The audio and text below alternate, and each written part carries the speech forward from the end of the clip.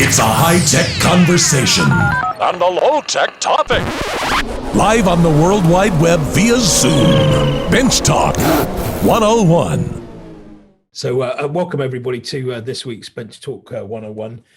Interesting times still. We're hearing from our government in the UK that we're going to have a different setup for Christmas. We're allowed 3 households to join us over a period of days.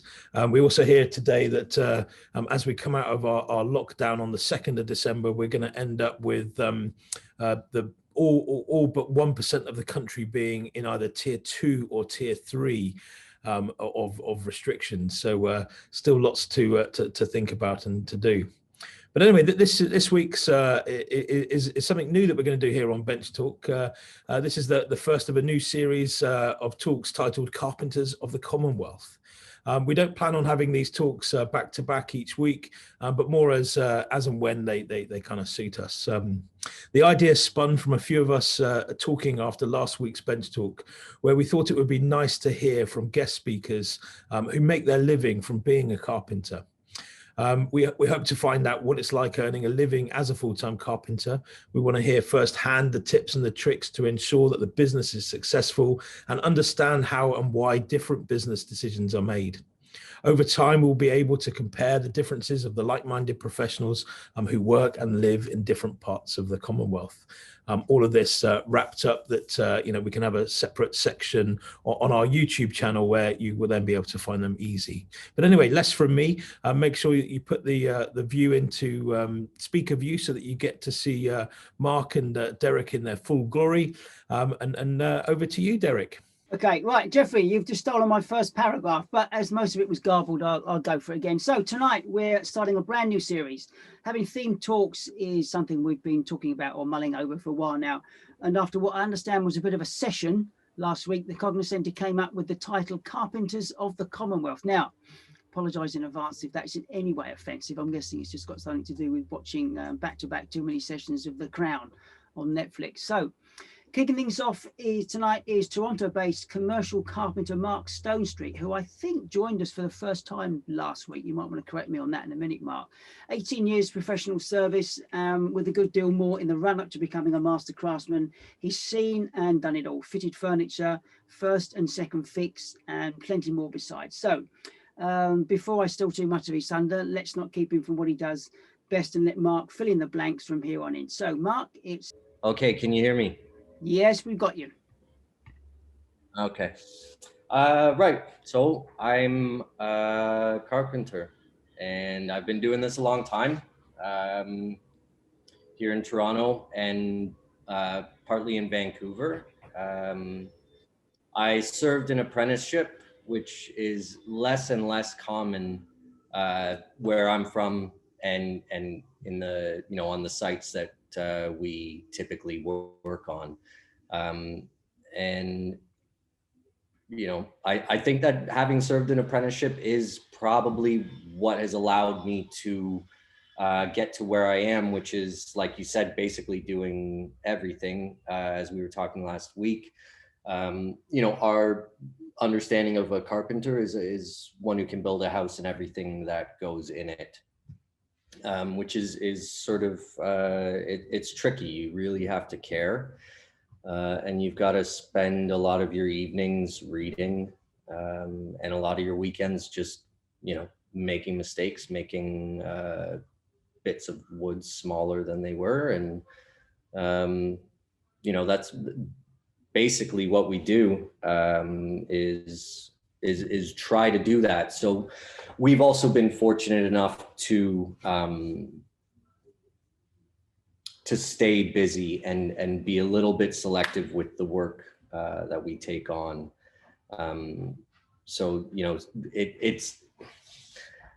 I wasn't joking when I posted about addressing economic disparity, but having actual carpenters, real proper carpenters work on your house for extended periods of time seems to be a game only the rich can play these days, especially now. So we are here on one of our sites. Just behind me, there's a pair of pocket doors in Chestnut. which is essentially an extinct, commercially extinct species here, the American chestnut. They still grow everywhere, but they don't grow to maturity. So they're not serviceable as timbers. They die from fungus that they're not immune to. That do you guys know all about this? Came in, well, probably not because it's American, but it came in early 20th century and wiped it all out. So yeah, anytime we see chestnut here, we sort of owe it to the wood to gussy it up a little bit, throw in a Dutchman, you know, put some lipstick on it and send it without getting too fussy about the right colors or stains and dyes and things like that. So yeah, that's pretty cool. The nice thing about being a carpenter is you get to keep some of the cutoffs and bring them back to the shop to play with. That's kind of nice. I mean, all of it came up last week, the tool chests and stuff. So I'll just show you. This is my basic hand tool setup for what we use on site, where it's just a tote, pretty basic tote from air dried cherry. Every carpenter should have one of those, right? The machinist style chest from some extra white oak, a couple saw benches straight out of Chris Schwartz's book. I think it was the design book that they were in, and a trim bench as well. That's sort of, and it's not very typical, but also bring an actual workbench to site. Because a lot of the stuff you do in your shop, you've got to do on site. And clients love to see that kind of thing, right? It's really romantic, and I'm probably the luckiest carpenter in the country. Maybe, well, maybe not on the planet, but I feel like the luckiest carpenter I know, because I get to do this stuff, and I've learned from some really, really skilled people through my apprenticeship. And you know, I feel like my apprenticeship never ended. It just sort of keeps going, and I think that's the only way to really get good at something. 5 years isn't enough to get good at anything. You can learn a song, you know, you can learn a few dishes, but it takes a lifetime, doesn't it? So that's sort of, you guys are joining me 18 years into the journey. So I know Geoffrey wanted me to talk a little bit about the business. We're sort of in business despite the fact that I'm running a business. You know, I've spent 18 years getting, you know, capable as a carpenter. To go into business, it's a whole other thing that you need to master. So I've managed to sort of, you know, cut off my own nose at times and throttle the business at times, for the sake of integrity a lot of the time, just to make sure that we're doing the right thing. We're doing work of a quality that people expect, and we're giving them more than what they pay for, right? You know, and that's not unique to me or my business, but I think it's common with a lot of businesses who fail. That's probably for sure. So balancing that sort of, you know, the money in, money out, and how much time you spend dividing those tasks is important. But yeah, being in business, piece of cake. It's just about finding the clients. And with anything you do, I mean, like I assume all of you guys work wood, that whenever you set out in a project, you have an idea of where it's supposed to be or what the expectations are. And you've always got to just try to exceed them a little bit. So if someone's only willing to pay you $100 for a thing, you got to give them $120 worth, right? Because there's always someone who's willing to do it a little bit cheaper and a little bit less work. They're willing to do less for less, and that becomes a race to the bottom. So we don't subscribe to that. You should not model your business after businesses like us. It's painful, and it doesn't make sense, from a monetary standpoint. You shouldn't, if you want to make money, there's easier ways, but I can show you some stuff around the house. I can show you the trim bench, or I can tell you a cool story about a hand plane and an apprentice. So when I started my apprenticeship, I started green. I went to university for physics and philosophy. I thought I was going to write a book, but I dropped out because things got beyond Newton and Euclid, and they got really weird, and I just couldn't visualize it. So I left and I started my apprenticeship, and I went straight into trade school. So I was, 20-year-old nerd, just green, no work experience. And I had an instructor named Dan Barrett, who was a brilliant carpenter. On day one, it was learning how to sharpen your chisels, right? Like straight out of the box, they're not going to work. And I feel like that's something that most carpenters today don't even know, but that's day one, is that they're not sharp out of the box. So Dan and I developed a really good relationship. I worked hard, and he expected a lot. And he makes hand planes as well, D.L. Barrett and Sons. So his son made a hand plane that won an award or something, that Chris Schwartz really liked. So he commissioned D.L. Barrett and Sons to make him a bridal plow plane. And Chris had it brought down to Kentucky, and there's, it existed with Chris for a long time. And then Chris was cleaning out so he could live upstairs of the Lost Art Press shop.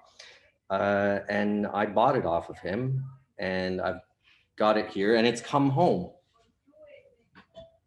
And it's a working plane. It's one of their first. See, can you see that?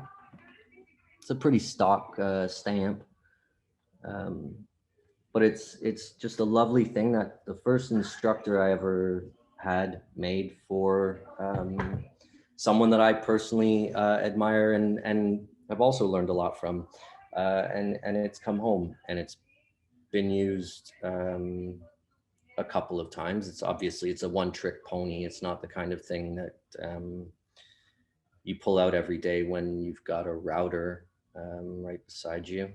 But sometimes sometimes nothing else will do, and when nothing else will do, that is magical. So that's my Chris Schwartz, Dan Barrett to Marc Stonestreet hand plane, full circle. I'll put that on top of my other planes, which are, someone walked by my bench the other day and said, looks like a fucking museum in here. And they're kind of right. These tools aren't that old, but some of this stuff maybe is a bit of a rare sight on a job site. Doing hand tool work in the age of machines is a little bit, it's a tricky sell sometimes. If you have a builder who doesn't know, what they're talking about, they could think, oh, this, that you're just sort of having a wank at it when you should be using a skill saw instead of a hand saw. So then people sort of come around and realize that, oh, it's actually much faster to do this one-off piece by hand rather than set up a machine, find power, because the electricians only give you one plug per floor. And you get stuff done and people like it. It's an old timey job.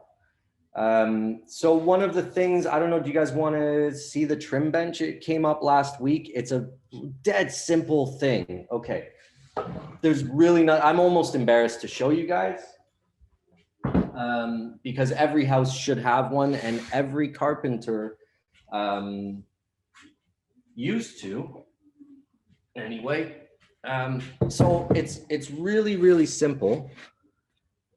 Just gonna find the magic angle. Tip down a wee bit. There you go. Okay, can you guys see that well enough?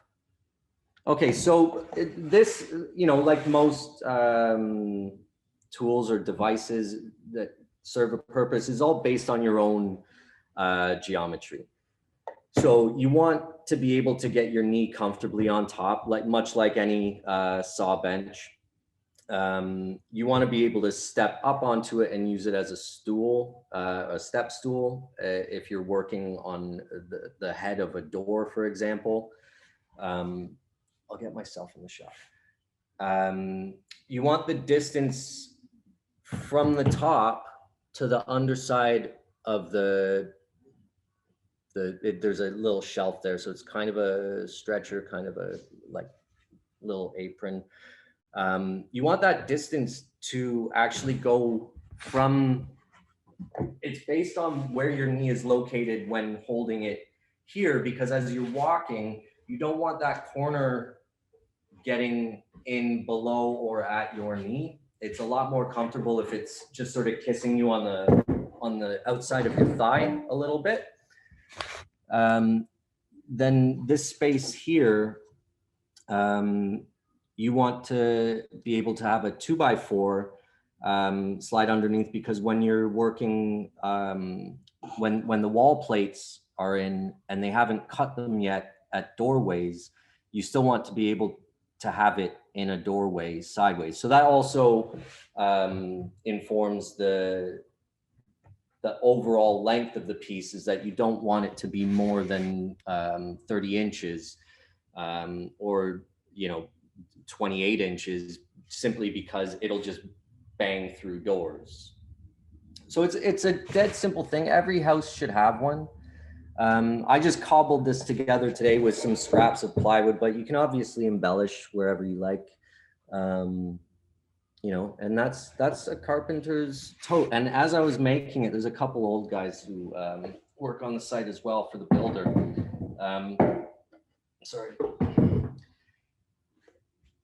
And they were walking by, and they all have stories. And, you know, they would say, oh, well, mine used to have this sort of till on the side for a handsaw, or I'd have holes in the tray for all the appropriate screwdrivers. And you really just make it for your kit, and it goes together so fast. You can make it task specific, right? You can have one for, you know, door hardware. You can have one for moldings. You know, if you're doing crown moldings, you might have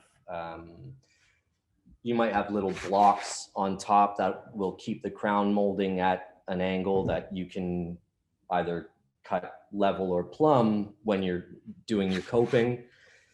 You might have a doze foot on the end if you're milling doors. You can basically do anything. They're kind of neat. I'm glad that I felt the pressure to make one today, because my old one's a bit of a banger. So thanks for that, guys. I can give you a bit of a look around the house. There's some pretty gnarly stuff that you don't get to see. Would you guys, is that something that you'd be interested in? Yeah, okay. Everybody's putting their thumbs up. What's that, Geoffrey? I said, that sounds good. Everybody's putting their thumbs up. Okay, yeah.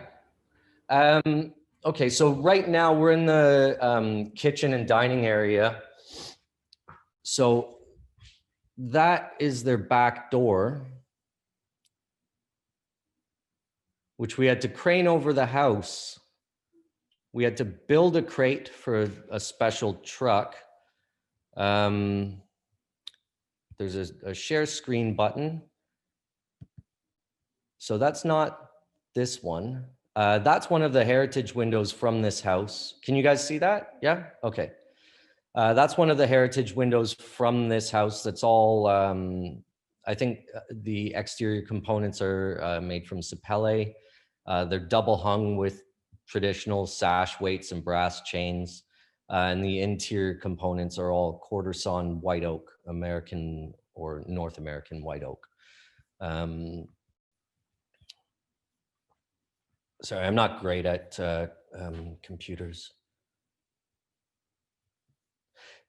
Can you guys see this window? Okay, so this is on a house called the Integral House. That window was 6 years old and had mushrooms growing out of it because this is an infinity training pool. You can Google Integral House. It was built for a mathematician. It's an architectural landmark in Toronto, Canada, maybe the world. So we were asked to build a new window to go there. And when I asked if they were going to change any of the conditions that caused the mushrooms to grow in the sill, they said no. So I said, okay, I'll just build you another window. So we used a koya for the sill. That's the only thing we changed was we changed it to a koya. Oh, I just had it. This is the main thing. I spent all last night getting photos for you guys. I got a bit carried away. This is the spirit though, isn't it? The difficult we do right away, the impossible will take a little longer. That's how you stay in business. Oh, well, now I can't find it. Oh, here we are. So that's us craning this window from the manufacturer into the crate that we had to build at our shop. That was a 14-hour day. That's the crate there going together. That's the unit there that is right behind me. And the crane is actually articulated. So it goes up and then down, and it can extend and sort of land the window, but it just simply weighed too much. So the crane maxed out, and we had to do it a bit differently with a lot of people and the crane, and then another crane to help the crane. So this is a pretty serious kitchen. It's bull top. They're out of Germany. It's all boxes, but they're nice. So here's the Chestnut. Do you guys get a lot of Chestnut moldings and stuff out there? Probably. This one's a bit jammed up. So this is the staircase that is currently being restored.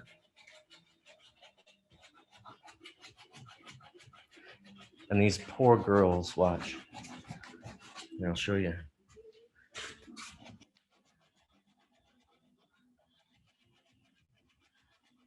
For days, guys. Days, weeks of it. So we're going up the stairs still. So we've got to spin a few pickets. That's on my to-do list as well. All these walls are done, no paint, pigment the plaster. You can see it, and you get this brilliant text. Oh, my internet connection is unstable. Sorry, guys. I think that's about as far as it would let me go. Did I cut out pretty bad? We can still hear you, but we lost the sight. So. Oh, bummer. There's some cool heritage.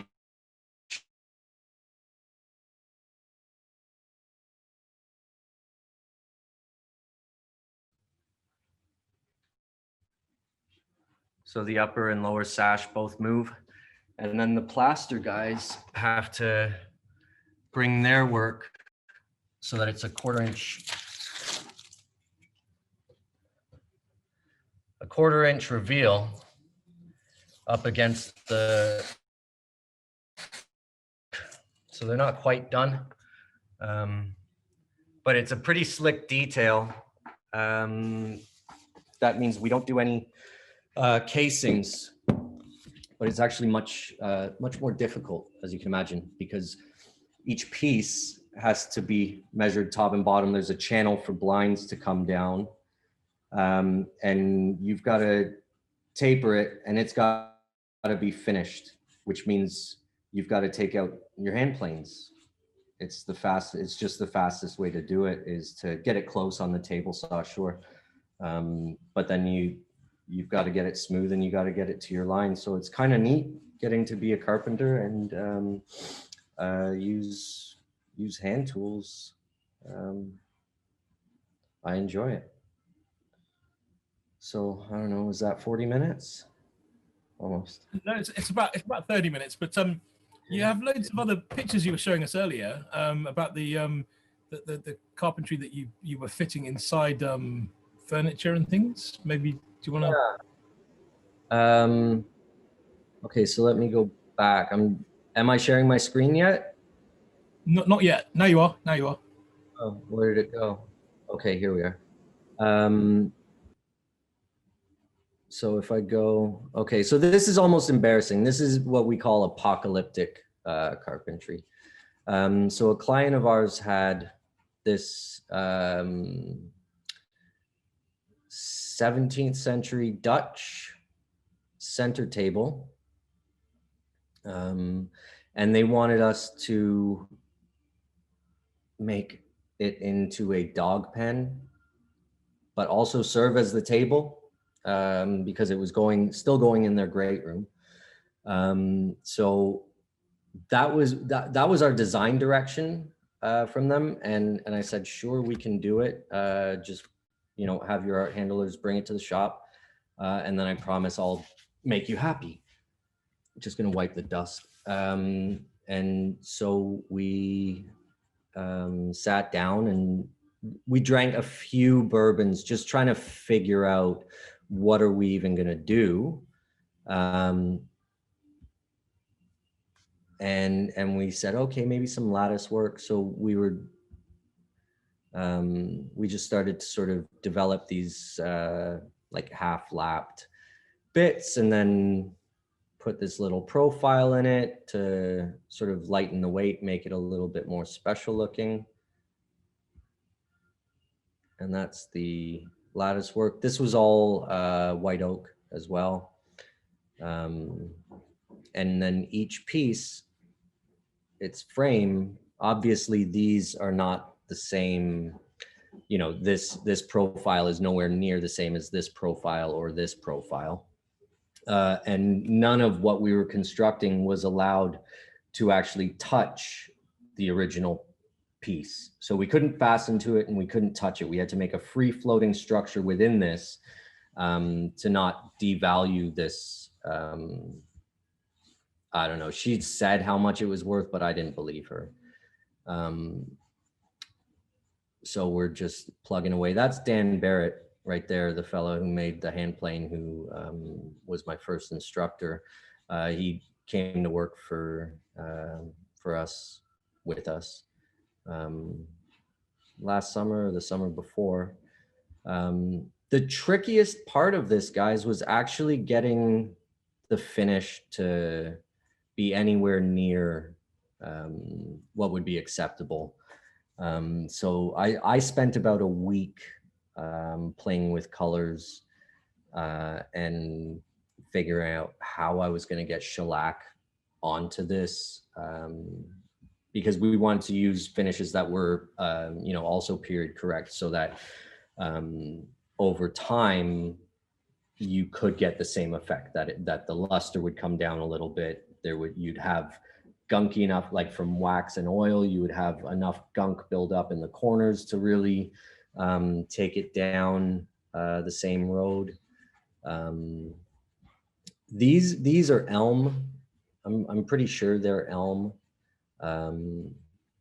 But the other components were, well, European oak, but white oak and European oak are pretty close. So how do the dogs get in?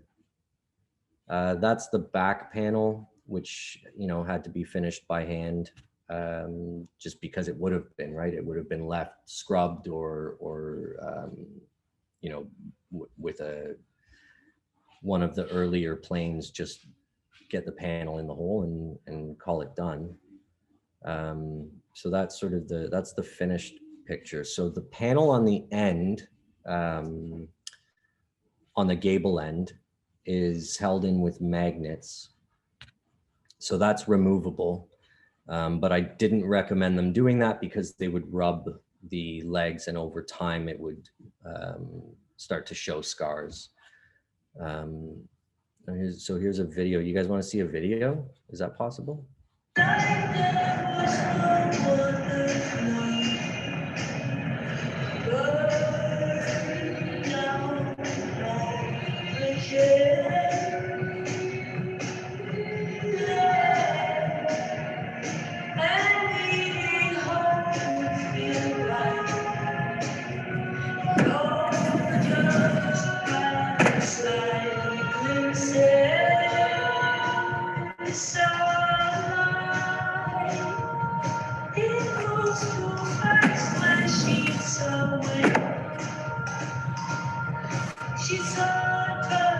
So ridiculous, right? Like, that's just one of the dumbest, like,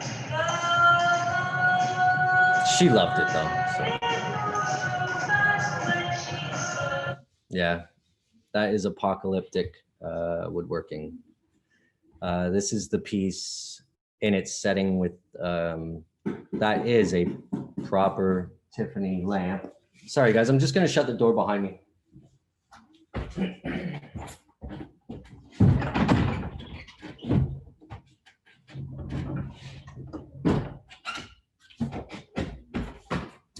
So that's it in its situation. So you can see the standard that you're expected to work to, you know, when they're putting on 6-figure Tiffany lamps on your work. You can't mess it up. Another dog pen that's just rooted in the fundamentals of carpentry. Stick framing, pretty simple, pure Euclidean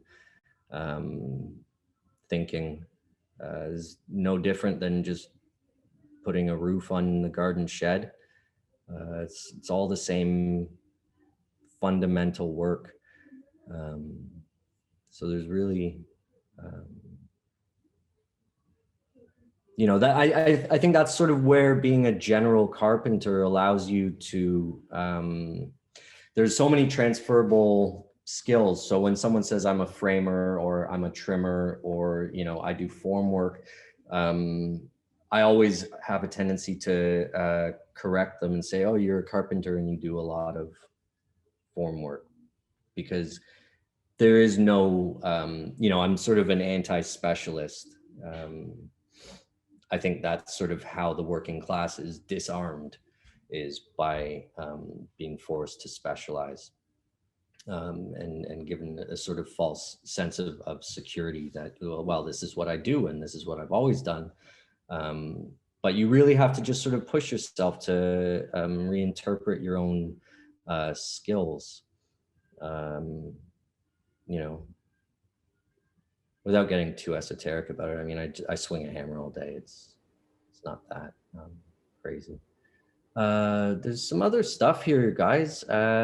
This was the inspiration for some of the details on the trim bench I just knocked together. So if this were a carpenter's trim bench, I would offer you, you know, I'd say, okay, well, I can give you $55 an hour. Just that's your business card, right? So you can put a front on it.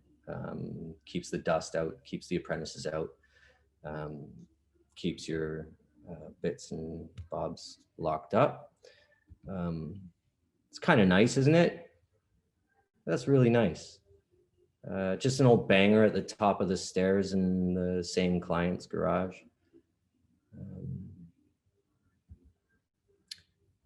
This is that same house where the window was growing mushrooms. This is part of the exterior. The original homeowner who commissioned the job wrote calculus textbooks. So they called it the integral house. And all of these fins are white oak, solid white oak. And then the fins below are Ipe. So we were asked to come in and refinish a bunch of it as well. So we pulled them off and brought them to the shop. You can see, being close to the pond, snow building up down at the bottom of these fins here. You know, it's an ambitious task for a workaday carpenter to say, yeah, I'm pretty sure I can fix that. You go home and read. And you get good at putting an edge on a hand scraper. And that's one of my, that was really one of the most challenging tasks we've ever had, was trying to repair this stuff without using fillers and without, you know, having to remake anything, but to sort of sneak back to fresh lignin. You know, so a lot of it is done with hand planes so that you can sort of sneak up on these layers without removing too much, without, you know, taking a belt sander to it, or a power plane. A little bit of wood carving in the flat. I mean, it's nothing to write home about, but it's all this sort of general, you know, sort of like, I can't remember his name. Is it Richard? Was likening himself to the village carpenter, and it's, yeah, that's sort of where we're at as well. And I don't know if you guys are, you know, I assume a bunch of you in the UK. I made a shove halfpenny board, which I think is illegal now where you guys are from. It starts too many fights, from what I've heard. So yeah, that's, I did use the plow plane to clean up these grooves, just to get them sort of bang on, to obviously quell any discussions on whether a coin was on the line or not. Those are the brass lifters. I don't know if you have the same ones at your local, but yeah, I think that's, you know, you gotta do everything, and you gotta push yourself to, you know, someone's paying you to try, right? So you have to do it. So I'm gonna stop the screen share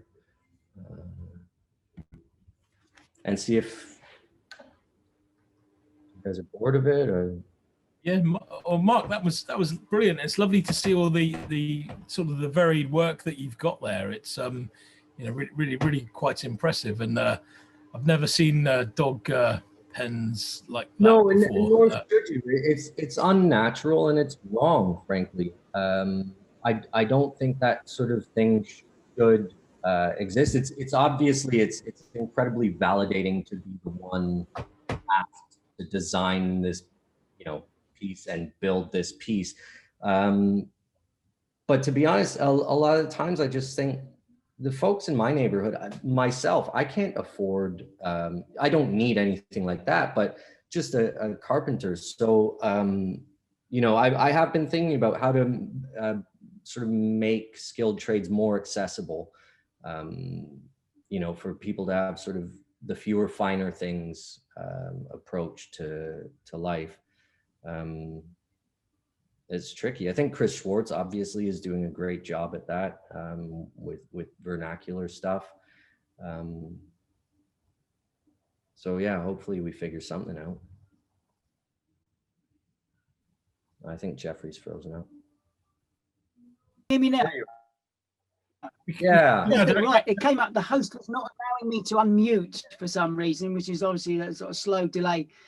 Geoffrey's instructions or permissions aren't come through. So I'm going to leave all the nerdy questions to everybody else on the panel, all the woodworking stuff. I'm going to ask you something that intrigues me more than woodworking these days, and that's your use of the English language. Oh.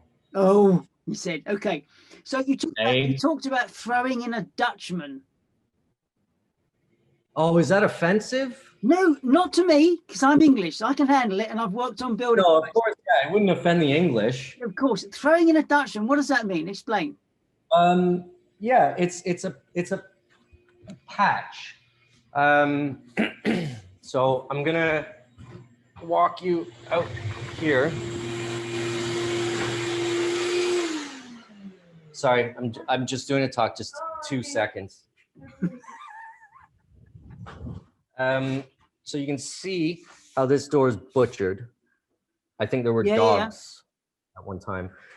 We would just cut this out nice and clean, get a piece from somewhere else with a nice grain match, and chop it in. What do you call it?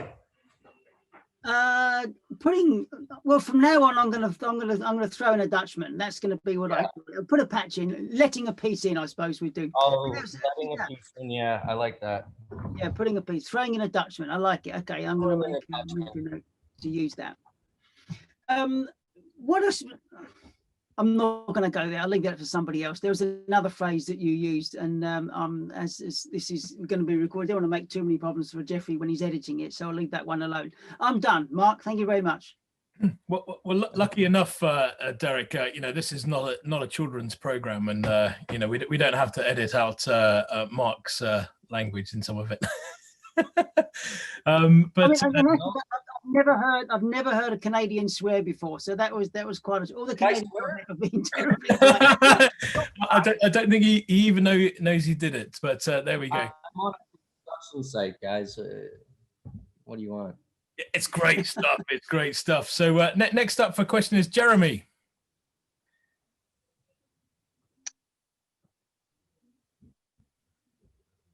All right, can you hear me? Yeah, we can hear you. Yep. So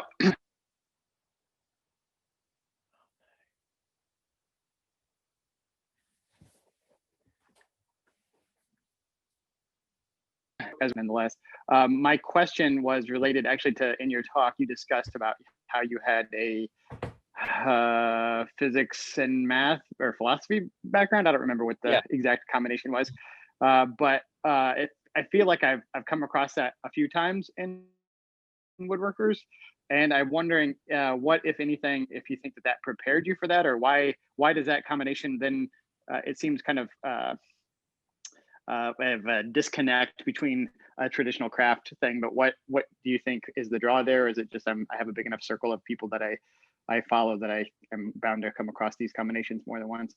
So I don't know if you could speak to that, and that's basically my question.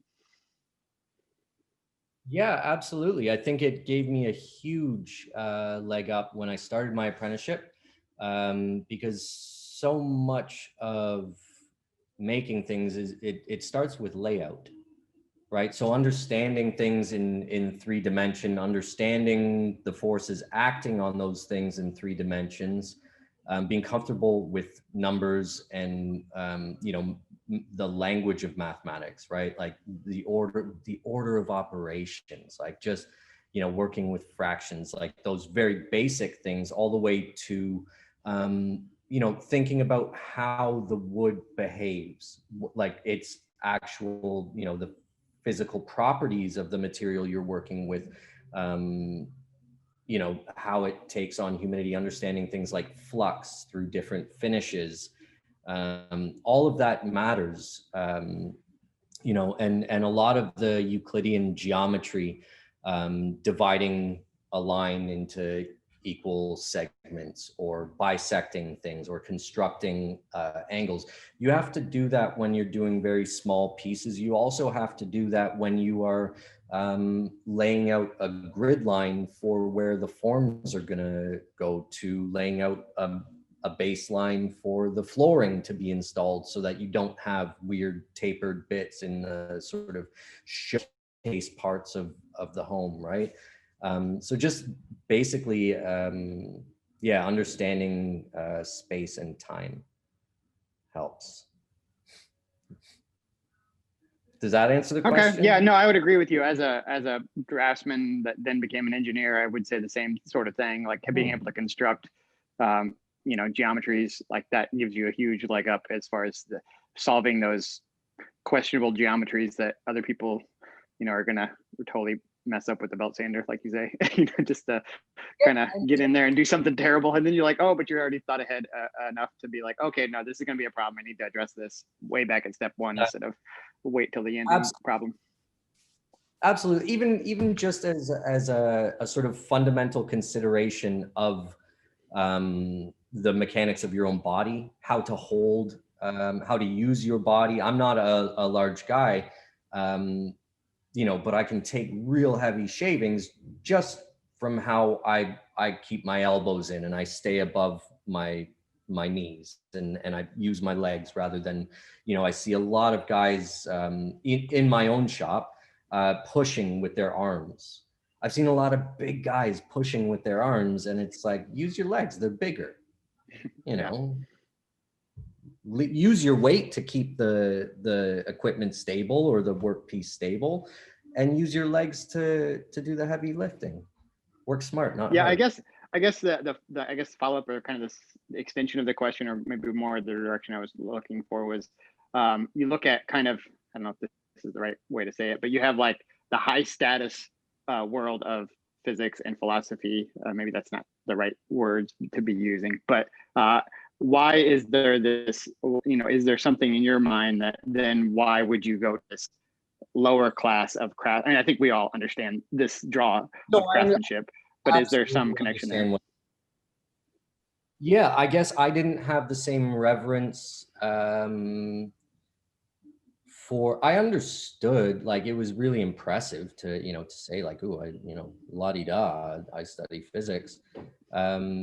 But it was just much more satisfying at the end of the day when a thing that you've been working on exists now, versus, you know, a stack of papers or problems that is in the ether, and then the next day the exact same thing shows up, and you're sort of trudging through this, you know, this existence of not making things. And that's sort of where I saw also everyone was so much smarter than me in my class. I thought, what am I gonna do? Teach, like, you know, other dummies? Like, everybody was so much smarter than me, and I just thought, right. No. I was aiming too high. Is the answer? I guess I was aiming too high with physics. I think you're probably selling yourself short, but just because I work around a lot of, well, the office I work in, you can't swing a dead cat without hitting a PhD, and it's like I'm always amazed at how much they miss from a practical application on so many things.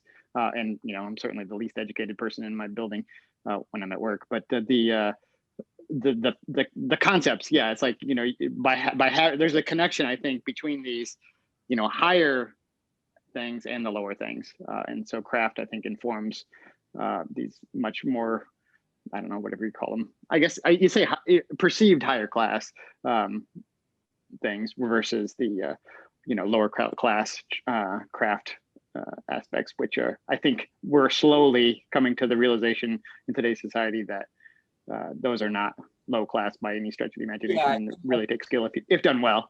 Yeah, I think those are sort of archaic, you know, stratifications, and they're, you know, anyone who looks down, like I sort of go out of my way to say I work in construction and sort of leave the conversation at that. If, you know, if you get the feeling that someone would think less of it, like you don't have anything to prove. I exist in this in these spaces that we make, and it's kind of neat to know the bones behind it, what went into it, and, you know, and where you can improve, right? To sort of see a clever solution and then adapt it to your own. This is all I know at this point. So I don't really have the perspective to really compare it to other professions. But I married up. That was it. I always helps. I brought myself to where I should. Marc, don't put yourself down. I mean, you know, it's amazing. You know, you've made a different choice, and for you, that's the right choice. And literally, yeah, we're all here because we love it. And you know, you're passionate. You know, I'm sure there's people here that's jealous because you know they're going down one route and they actually want to do what you're doing. And I'm one of those people. So I would love to be doing what you're doing there. And just for you know the comments, so people can sort of hear what's going on in the chat as well here. You know, it's Rusty's a PhD and he's never been hit by a cat. So I think we've got hope, haven't we? Really? Yeah, I mean, if it's only I think if you want to do it. You can do it. Obviously, you know, there's the reality of getting the bills paid, you know, and a body that is sort of deteriorating a little bit more every year. But if you want to do it, do it. But I think you made some great points, you know, when you're talking about technique and you're talking about, you know, these big burly guys, you know, pushing it with their arms when they could use their body to put it through. You know, you're now going through that stage of, you know, you've learnt the trade, you've learnt the experience, you know, you've got the experience now, and now you're passing on that experience. You're passing on those skills to us, you know. And you know, you're becoming that. Well, you're becoming the guy that you mentioned in the first place about the plane maker that could. You know, that taught you and got you on the go. So you know, it's becoming a full circle, isn't it? You know.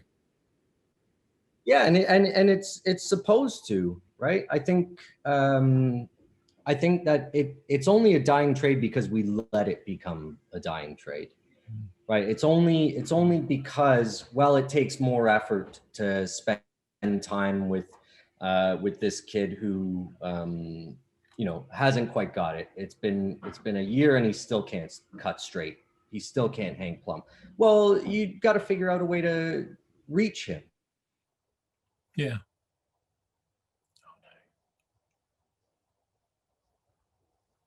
The life of the craft, right?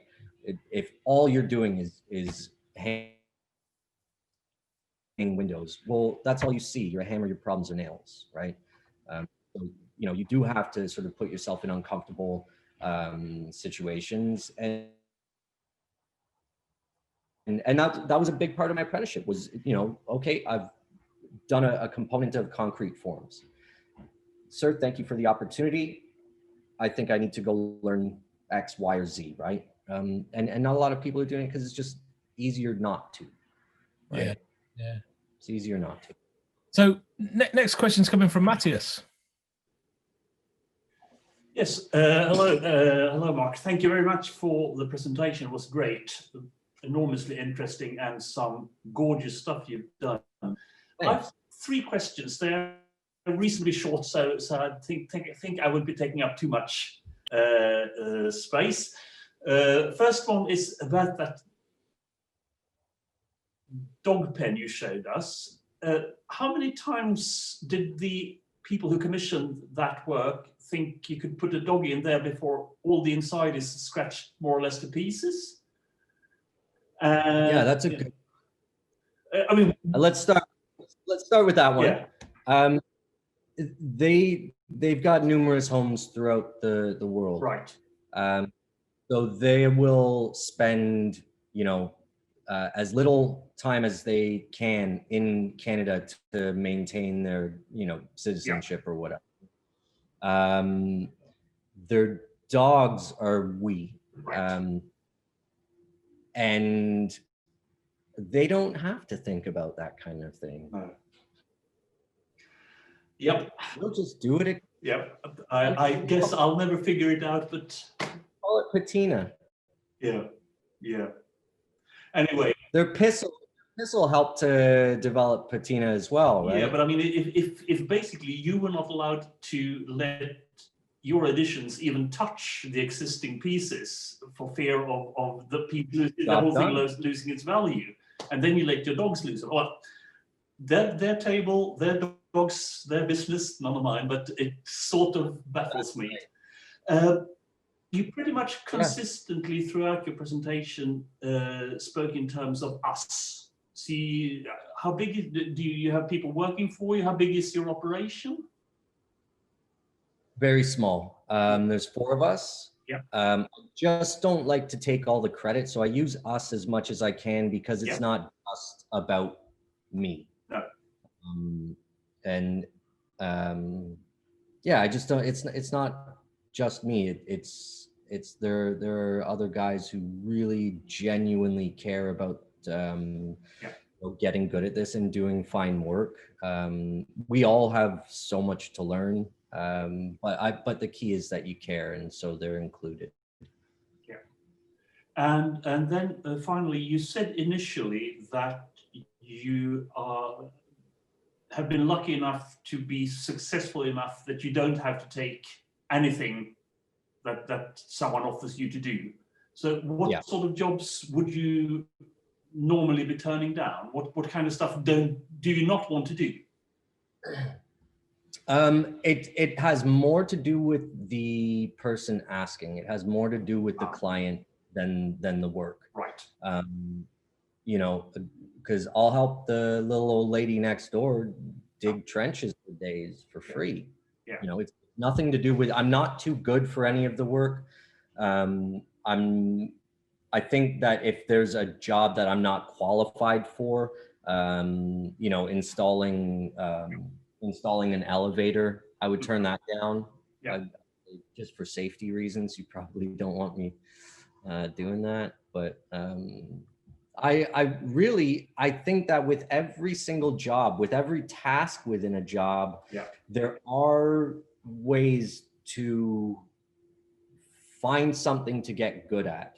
Yeah. I remember I was doing, you know, a summer student position, and I had to take all of these files. I was working in documentation. I had to take all of these files and put these little stickers with the, you know, first 3 letters of their last name and, you know, a bunch of numbers. And I always tried to get it so perfectly spaced and the correct, like, eyeball the distance from the margin. And, you know, it's a shit job, but there are these little things that you sort of do that make it interesting, you know, make it fun. I very much recognize that. I'm an archivist myself, and so I've done my fair share of labeling of files, and I also, it gets right off my nose when it's not neat.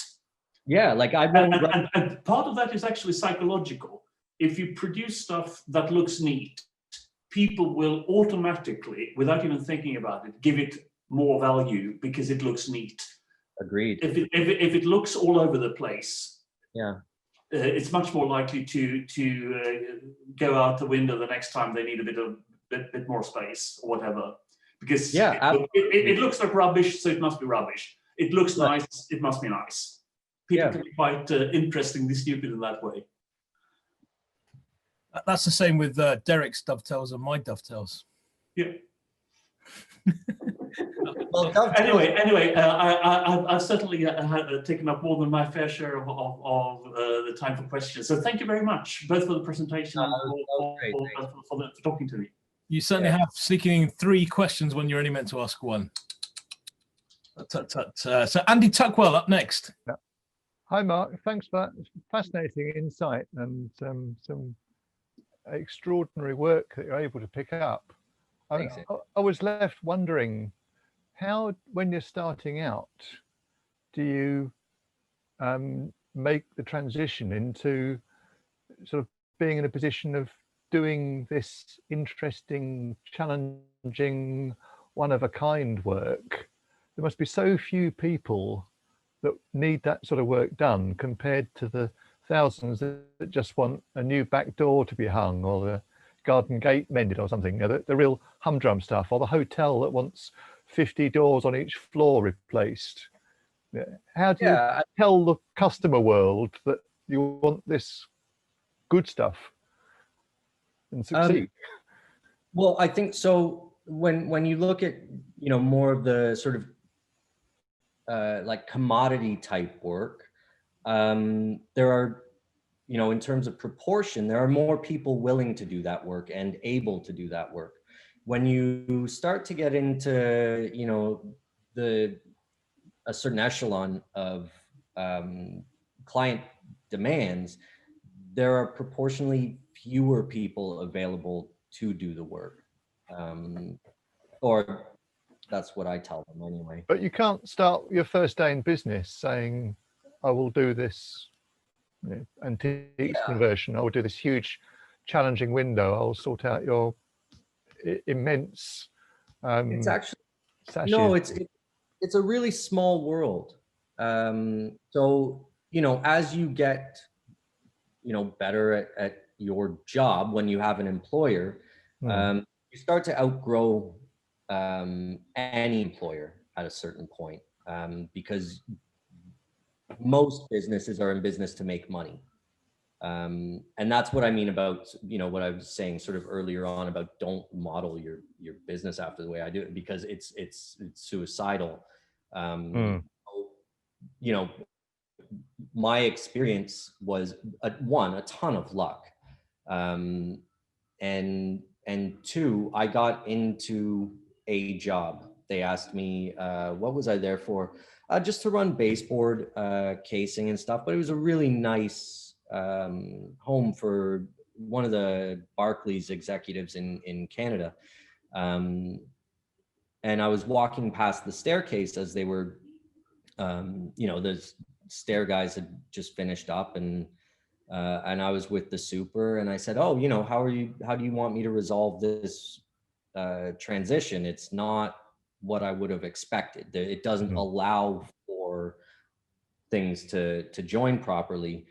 And he said, oh, can you do stairs? And I said, yes, I can do stairs. And so on the next house I did the stairs. And then on the next house, I did the windows, doors, stairs, kitchen, interior and exterior finishing. And then, you know, it only takes a few people. Like I said, it's a really small community. There's only a handful of architects. There's only a handful of builders that are even willing to take on the information handling is staggering on kinds of jobs, as you can imagine. You know, this, you know, where budgets are 30, 40, 60 million dollars. That's a lot of billing, right? That's a lot of and nails and bits of wood. So yeah, luck, and just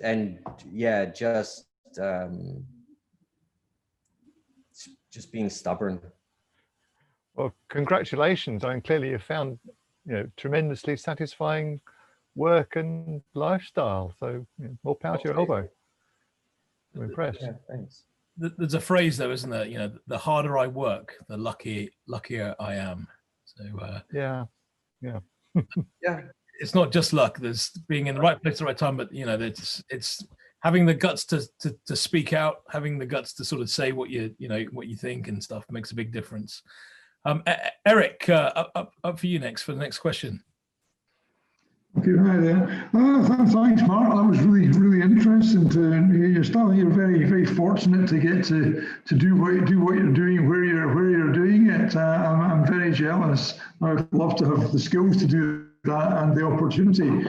But one of the things that I like, and it sort of floats my boat, is our chairs. And I noticed on your sidebar when you were going through your photo gallery, you had a heading for chairs. I wonder if it's possible to get a quick look at some of them.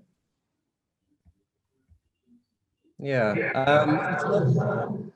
it's nothing you have before. So, okay, so this is me being the perpetual apprentice. I signed up to take introduction to staked furniture with Chris down in Kentucky. So I wanted to go prepared because I didn't want to bother using that valuable time asking fundamental questions. I wanted to be asking some of the more you know, advanced stuff. So you may recognize this, guys. It's English walnut. So I knocked this together in the shop and sort of worked through a few of the fundamentals. So you don't have to worry about an arm bow with this chair. You don't have to worry about saddling the seat. It's just a dead flat slab, the seat. So it was really good for just, you know, wrapping your head around some of the processes, you know, how to go about gluing it up without, you know, completely pitching the whole thing. So then I went down and did the basics, and that's Chris's stool here. And that's mine. So I did get to sort of bench across from him, and you know, I could sort of peek over at his plane and see how thick his shavings were as he was tapering his legs, and then dial in my plane a little bit to see if I could take a thicker shaving than Chris and work a bit faster than Chris. And you know, that's sort of where you don't want to waste your time when you're, you know, when you're lucky enough to have an experience like that. You don't want to waste your time doing stuff that you should know better already. So I did go down and do the Welsh stick chair class. This was in March of this year. So I was there and we weren't sure if I was even gonna be able to come back to Canada. We're like, you know, we watched the market collapse while getting a burrito. And, you know, we're drinking bourbon as the news is sort of coming in of cases. And then, you know, you could pretend no longer that it was a real thing. And so when I came back, I had to go into a 2-week isolation. And I have a 3-year-old and a wife at home, so I couldn't commandeer the house. So I stayed in the shop. And I spent 2 weeks. I spent 1 week in the shop because she was at her folks for a week. So I spent 1 week in the shop, and I said, okay, right, you've got 5 days to do it again. Same way, everything by hand, you know, except some bandsaw, and I spun the tapered tenons. I spun those up on the lathe. But, you know, I don't have a problem with power tools. My job is to get it done. And so, you know, I changed a couple things with this chair. All I had in the shop, in the dimensions big enough, was Sapele mahogany from making ridiculous windows. So that's the species I chose. I dropped the arm bow a little bit. I gave it a 3-finger rake, so it's a proper drinking chair. I lowered it a little bit, and I didn't taper the legs because I saw this really old chair in this book on Upper Canadian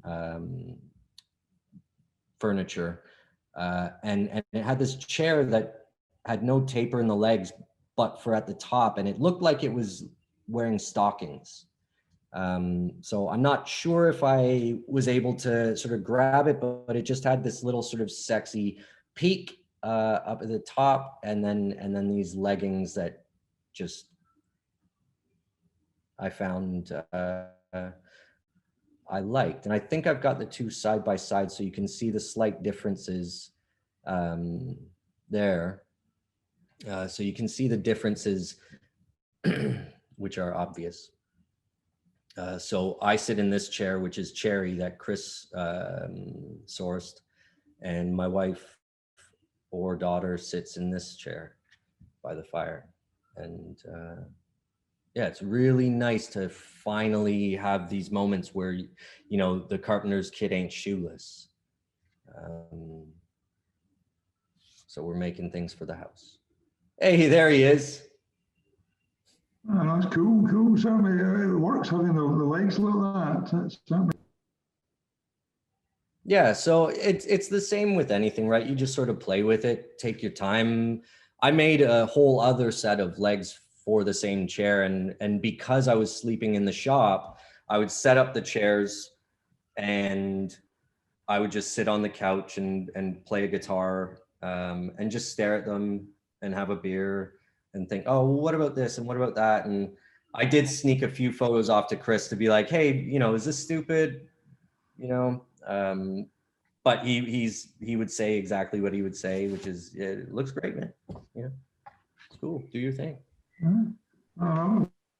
Thanks very much. I love your attitude. I think I identify with that a lot. You know, every day a school day. You know, no jobs beneath you, and all these sort of good points.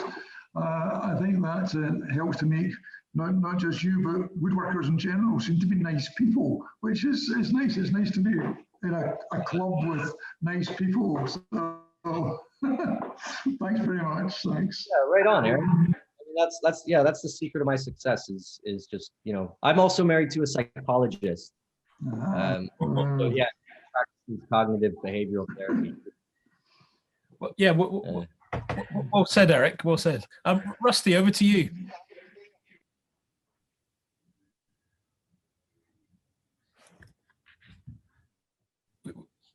We can't hear you, and you're not on mute.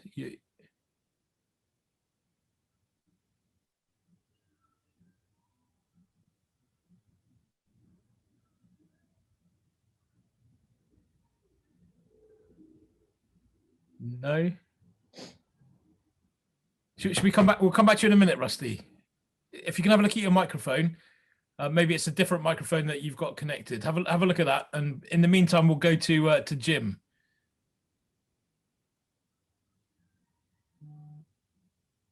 Hello, Mark.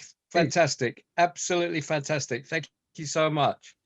Thanks, it's man. Years since I was in Toronto, 50 years ago. And I'm glad to see that you guys still use the Saxon English we left you.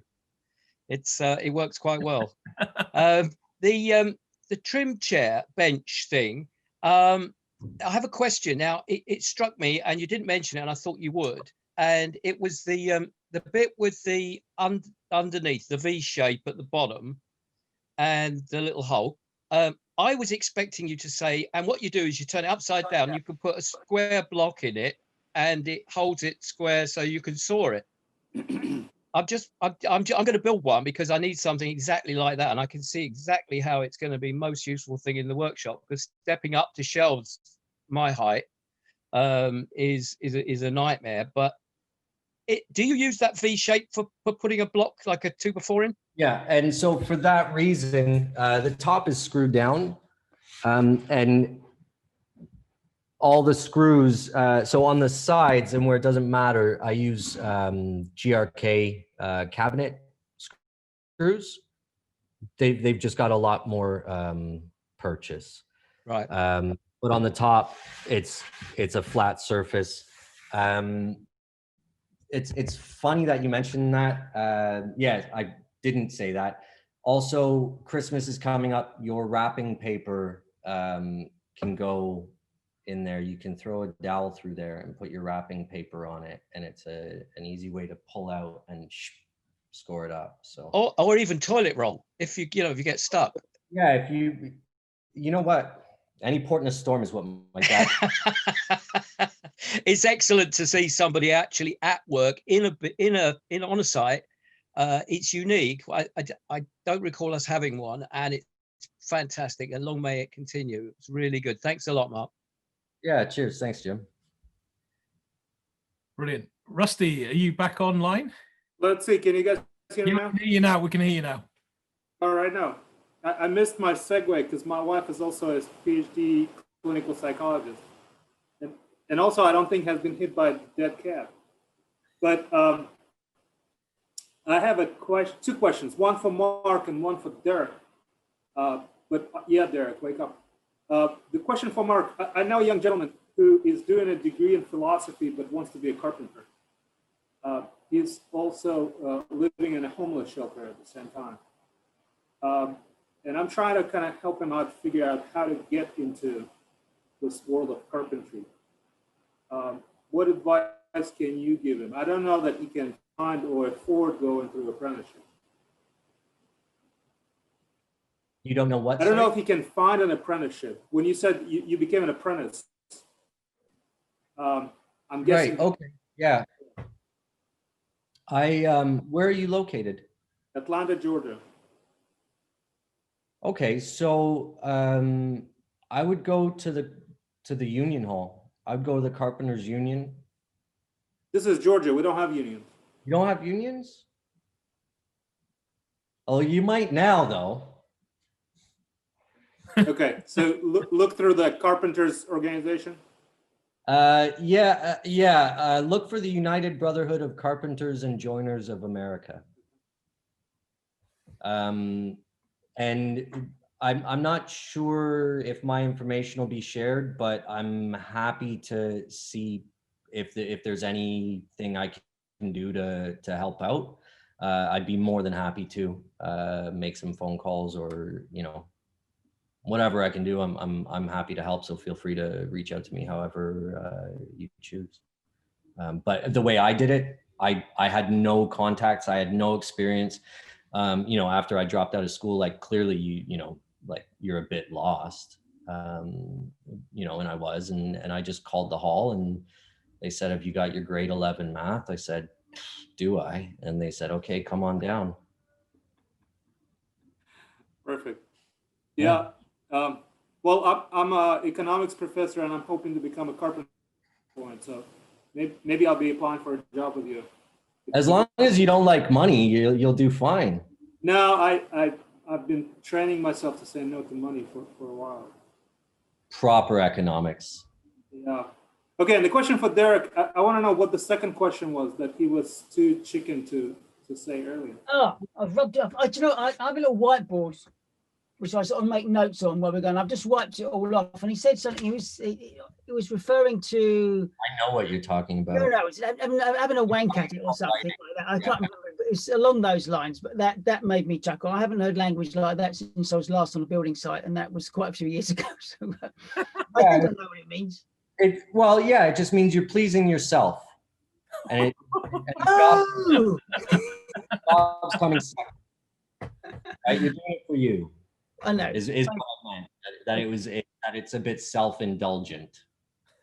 I feel at home now. I think we're sort of we're on the same page. Thank you for that. How funny is that? How funny is that?